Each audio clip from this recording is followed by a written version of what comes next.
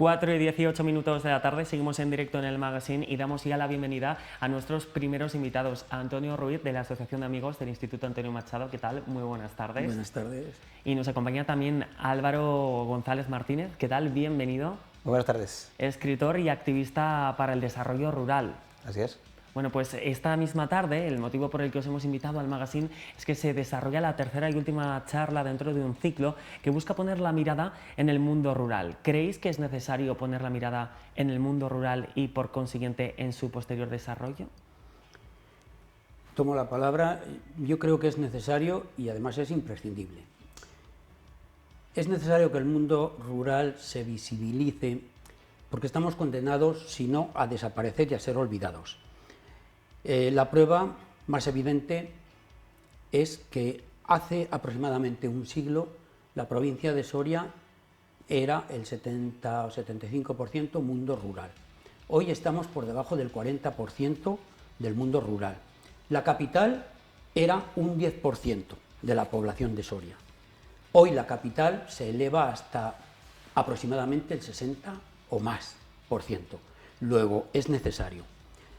Y una segunda razón es que la cultura del mundo rural se va a perder, y es una lástima. Gracias a estas conferencias, en parte, se pone otra vez, se visibiliza esa cultura que de otra manera quedaría desaprovechada e invisibilizada.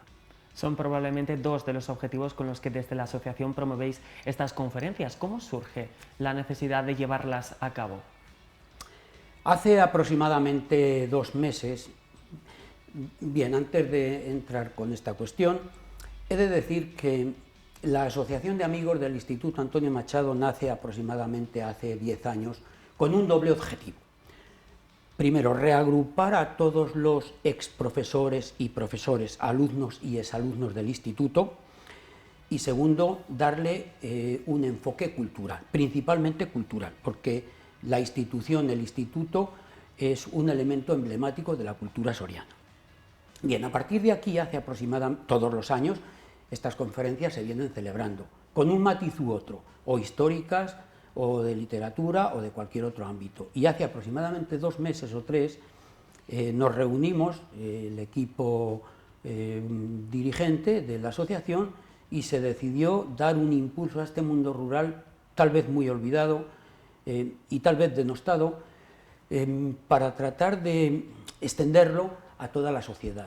Y se decidió hacer estas 3 conferencias, con un resultado magnífico, perdón. Eso le iba a preguntar. Una de ellas, la última, se impartirá esta misma tarde y Álvaro, eres el protagonista, ¿no? El ponente. Cuéntanos, ¿cómo llega a ti esta oferta, esta oportunidad de participar en este ciclo? Bueno, yo espero estar a la altura del resto del ciclo porque sé que ha tenido un éxito tremendo, así que espero no defraudar, espero que la despedida sea por lo menos a la altura de lo anterior, ¿no? Yo la verdad que estoy súper agradecido a los amigos del Instituto Antonio Machado, me contactaron, pues bueno, un poco para invitarme, ¿no?, a participar en este ciclo, y la verdad que lo tuve muy claro, porque estar cerca de gente que se preocupa de estas cuestiones, pues la verdad que es de agradecer, porque además sé que lo hacen sinceramente, ¿no? Por suerte o por desgracia, el mundo rural es algo de lo que últimamente se oye hablar mucho. A veces de gente bien intencionada y a veces de gente que busca el rédito con ello, ¿no? Porque es un tema de actualidad, digamos, ¿no? Entonces, estar cerca de gente que se preocupa de verdad por ello, pues la verdad que es un auténtico placer, y la acogida no ha podido ser mejor, con lo cual, encantado. La verdad que yo creo que el mundo rural, como bien decíais, es algo que tiene que contarse, sobre todo por un tema de justicia, ¿no? Yo creo que las políticas durante mucho tiempo públicas, la mayoría de las veces, o casi todas, no han estado orientadas a su progreso, todo lo contrario, ¿no?, sino a lo que ahora mismo estamos viendo, como bien ha explicado Antonio, a esa centralización de la gente y de los servicios en núcleos que cada vez han sido más grandes en detrimento de su zona rural alrededor, ¿no?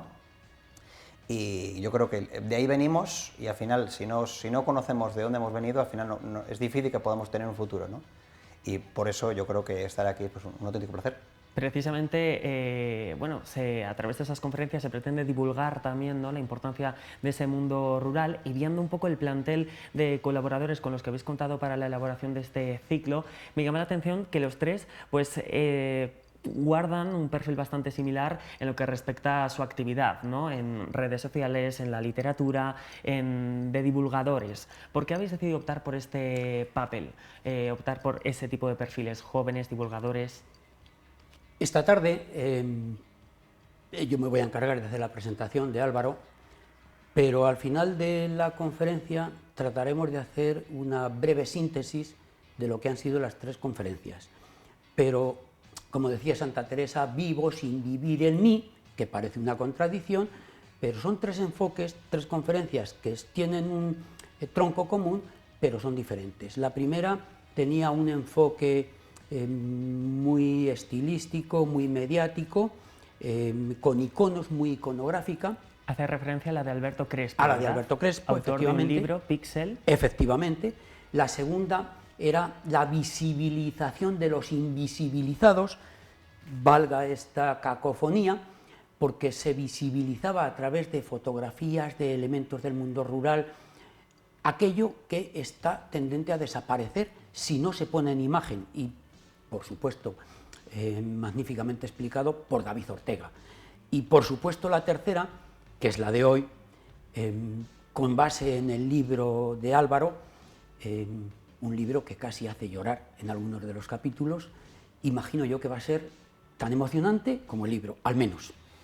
Haces precisamente, Antonio, referencia al libro de Álvaro, también escritor, La voz de los desterrados, y te preguntaba, ¿no? Guarda bastante relación con la conferencia de esta tarde, que tiene un título, la verdad, que bastante similar. Sí, bueno, un poco el objetivo que tenemos hoy, bueno, le comentaba a Antonio, lo comentamos también estos días, probablemente no he perdido la cuenta, ¿no? No sé cuántas veces he podido hablar de, no exactamente el libro, nunca me gusta hablar del libro en sí, yo creo que el libro es el vehículo, como bien decía también Antonio, igual que hace David, al que conozco personalmente y admiro mucho su trabajo, o Alberto, ¿no? Son el canal para llegar a lo que queremos contar, realmente, ¿no? Lo importante no es el libro en sí, físicamente, lo importante es que a través de ello consigas llegar a la gente, ¿no? Y contar lo que en este caso quieres. En el caso de La voz de los desterrados, precisamente ese título no es casualidad, ¿no? Yo lo que pretendía con el libro es que se escuche esa voz, ¿no?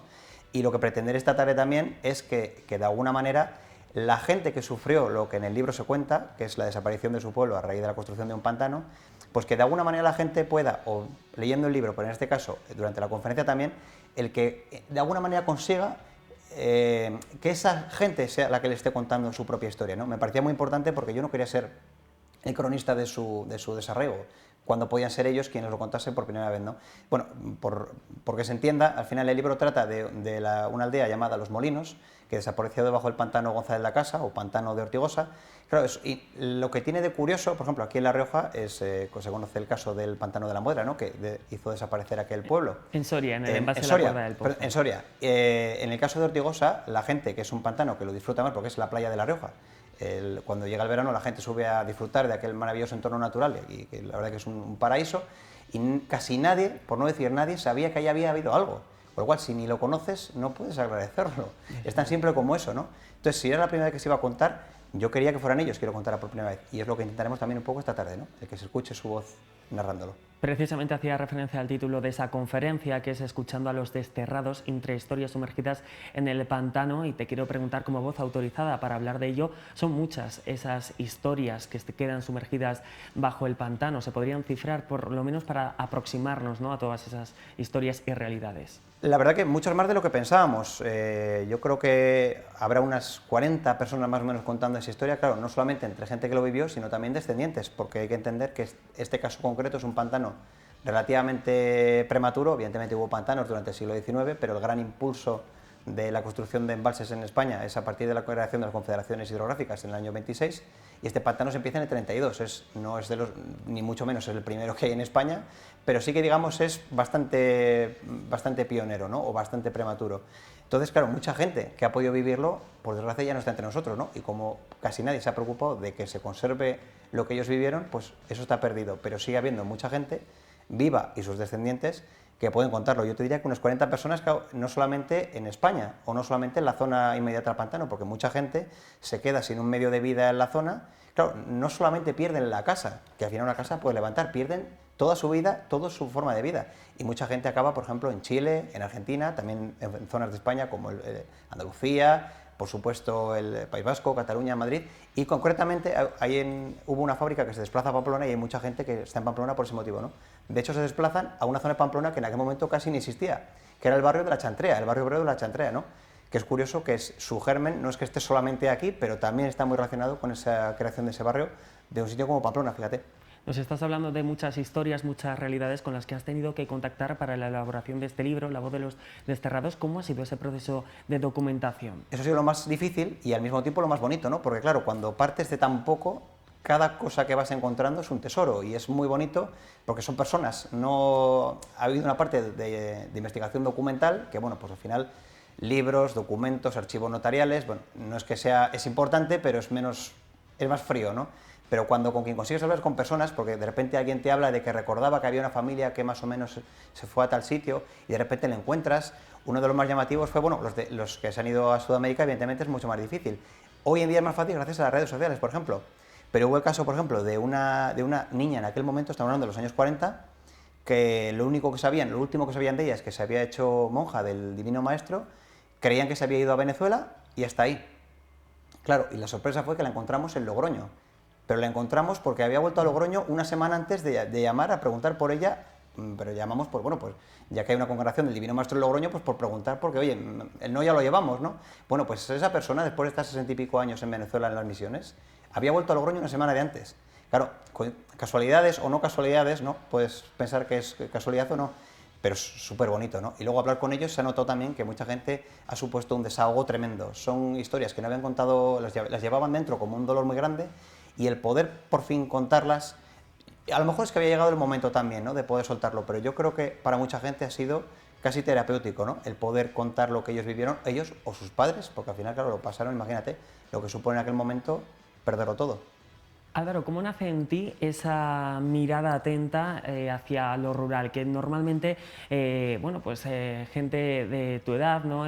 Los jóvenes, solemos mirar hacia otros aspectos y, sin embargo, son pocos los jóvenes que miran hacia el mundo rural, hacia el mundo más de los antepasados. ¿Cómo nace en ti esa inquietud?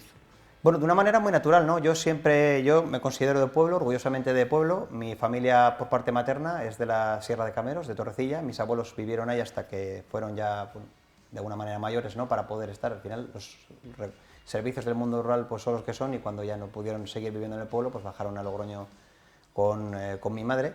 Pero siempre han vivido en el pueblo, siempre han llevado con mucho cariño lo que era Torrecilla. Yo, para mí, al final, yo estudiaba en Logroño, tenía la vida normal en Logroño, ¿no?, pero ir allí era estar con mis amigos, era la libertad de aquellos momentos de no tener horarios, el tener esa vida, ¿no?, tan de... Igual los últimos coletazos casi de lo que era la vida de antes, ¿no?, de que te soltaban de casa y no volvías a aparecer. Entonces es de una manera muy natural el querer conservar esas historias. Yo he hablado mucho con mis abuelos, me han contado lo que han sido sus vidas, dentro de que su pueblo no era... era un pueblo que tenía una historia industrial y obrera bastante larga, con lo cual era un poco híbrido, casi entre, no una ciudad evidentemente, pero tampoco es el típico pueblo pequeñito de ganadería y tal, ¿no?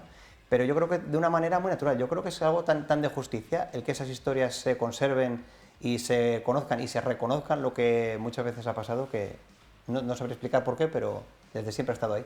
Historias, Antonio, por cierto, que tendrán cita, como decíamos, esta misma tarde, ¿verdad? Recuérdanos la hora y invita un poco a todos nuestros espectadores a participar de estas jornadas, que, por cierto, también se pueden seguir por streaming, para aquellos que no puedan acercarse. Esta tarde a las 7:30, en el Salón Rojo del Instituto Antonio Machado, un salón emblemático por muchas características, se celebra la tercera conferencia que la impartirá Álvaro. Y estoy convencidísimo de que nos va a atrapar con esas historias que cuenta en su libro, que a mí me han cautivado. Algunas, incluso, casi se te cae la lágrima. Por cierto, la historia que contaba de la monja, sí, cuenta ella, cuentan los habitantes de Los Molinos, que era la chica más lista que había en la escuela.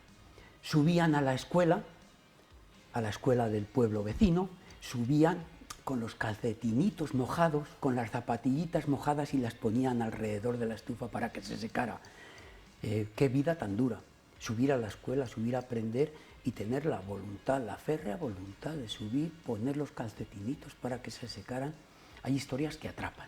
Esta tarde en la presentación contaremos algo de eso, nos adelantaremos y esperemos que Álvaro no nos corrija en esa presentación que haremos. Para nada.